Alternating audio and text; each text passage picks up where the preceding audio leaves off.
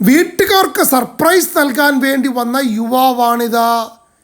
പക്ഷേ ആ യുവാവിന് എക്സൈസുകാർ വാളയാറിൽ വെച്ച് തന്നെ സർപ്രൈസ് നൽകി. ഇത് അൻസിൽ, കോട്ടയം ചവിട്ടുവരി സ്വദേശി, ബംഗളൂരുവിൽ 4ാം വർഷ നഴ്സിംഗ് വിദ്യാർത്ഥി. 120 ഗ്രാം മെത്താഫിറ്റമിനുമായി വീട്ടുകാർ അറിയാതെ തിരുവല്ലയ്ക്ക് പോവുകയായിരുന്നു. വാളയാർ ടോളിൽ നടത്തിയ വാഹന പരിശോധനയ്ക്കിടയിൽ എക്സൈസ് പൊക്കി. മൂപ്പർക്ക് ആകെ സർപ്രൈസാണ്. നേഴ്സിംഗ് വിദ്യാർത്ഥിയാണെങ്കിലും സിന്തറ്റിക് ഡ്രഗ്സിൽ ബിരുദാനന്തര ബിരുദം എടുക്കാനുള്ള ശ്രമത്തിലാണെന്ന് തോന്നുന്നു. അത്യാവശ്യം ഉപയോഗിക്കും. വീട്ടുകാർ അറിയാതെ എത്ര പ്രാവശ്യം വന്നുപോയി എന്ന് ദൈവത്തിന് മാത്രമേ അറിയൂ.